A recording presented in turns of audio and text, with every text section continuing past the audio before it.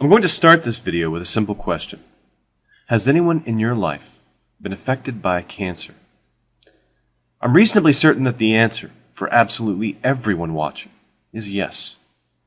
Cancer is the cause of 12.5% of all deaths worldwide. In the USA alone, it kills almost 600,000 people a year. It takes children, young people starting careers and family, and it takes the mature and elderly. It can affect our mothers, our fathers, our grandparents, siblings, cousins, friends, our children, our teachers, mentors, and even our heroes.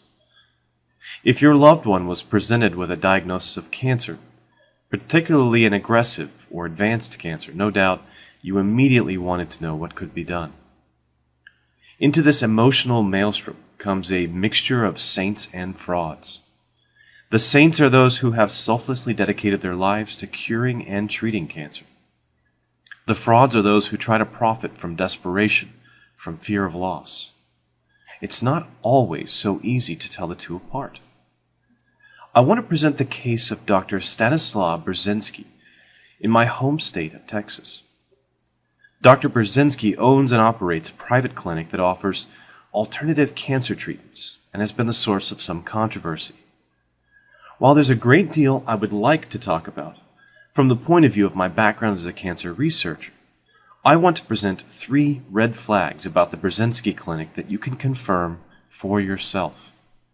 If you, or someone you know, is considering a referral to the Burzynski Clinic, I hope you'll review the content here first and take the time to ask some critical questions of the clinic operators. The decision is yours and yours alone.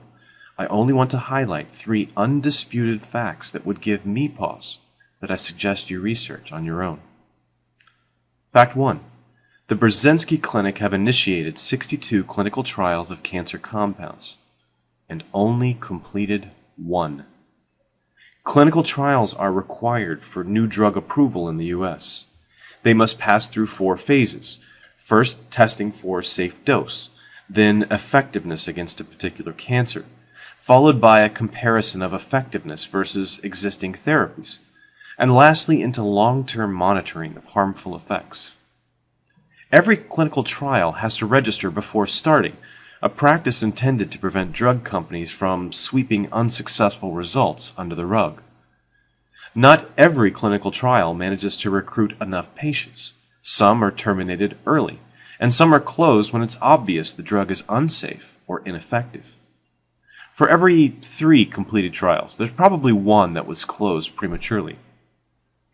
However, the Burzynski Clinic have an unprecedented 62 trials pre-registered, but only 1 of them ever went all the way to completion. That's our first red flag. Why is a clinic supposedly developing new therapies for cancer not finishing their studies, determining whether the treatment is effective or not? Instead, they always just give up and cancel the study, the final stage. One possible explanation is that clinical trials are the only way that unproven drugs can be given to patients without major medical liability issues. It's possible that someone could abuse the clinical trial system to use ineffective or toxic therapies long term.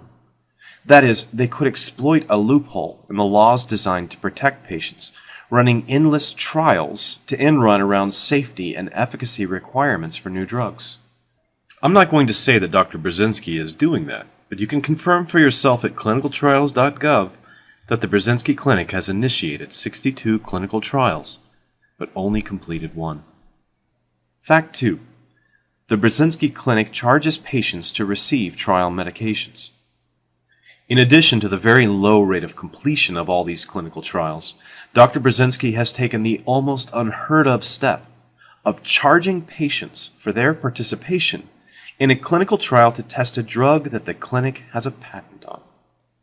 These trials, especially phase 1 and 2 trials, often use guesses to determine a safe starting dose or what the eventual side effects will be.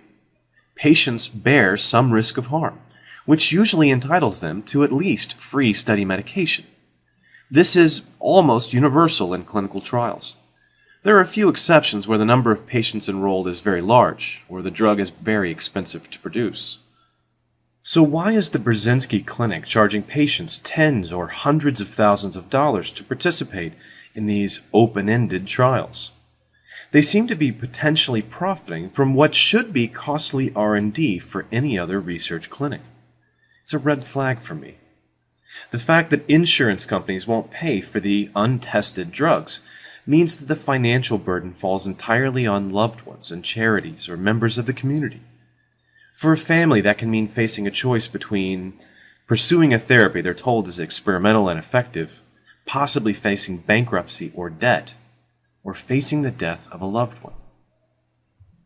If the Brzezinski Clinic want to earn their money back to make a profit, I would suggest they start running trials in earnest, give study medication at no charge, then bring their cancer therapy to market so that it can be distributed to everyone in the world, and not just patients at the clinic in Houston who can afford the steep fees. Fact 3. The Brzezinski Clinic make heavy use of marketing techniques. You may have seen the Brzezinski movie titled Brzezinski, Cancer is Serious Business, produced, directed, and narrated by Eric Merola. Eric is a commercial art director making promotional video content for the likes of Campbell Soup, Volkswagen, and Old Navy. The film, if you choose to watch it, is a rather unabashed 100-minute commercial for Dr. Brzezinski and his treatment. The problem is that it clearly doesn't tell the whole story or examine the issue from both sides. It appeals a great deal to pathos and testimonials and conspiracy. You'll also notice the use of meaningless marketing buzzwords. This is most notable in the use of the term gene-targeted. In science, this refers to the specific practice of introducing an agent which interacts in the cell with a single sequence of RNA or DNA, the gene or gene product most responsible for the progression of the cancer. Brzezinski, on the other hand, has used the term as a way of describing his special therapy, since it causes the cell to make more or less of a gene product. Using his definition, aspirin, a banana, or walking outside on a sunny day are all gene-targeted therapies, since they all cause your body to produce more of one gene product or less of another. In addition to his participation in a promotional film made by a director who also makes commercials, Brzezinski employs web marketers and social media agents. In the recent past, they've drawn criticism for their use of threats against blogs, videos, and commenters who were critical of the methods of this clinic in Houston. This even included attempts to silence a 17-year-old critic, an act which was later disavowed by the PR director after it gained public scrutiny, and email threats against one blogger's family that included a satellite photo of his house, including the address.